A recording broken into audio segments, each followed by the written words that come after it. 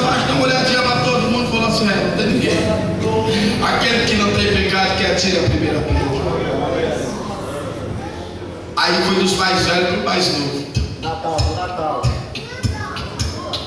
Mais novo olhou e falou: aquele dali tem 50 anos de crente, não atirou, eu também não vou atirar. Aquele dali tem 100 anos, tradicionalíssimo, né?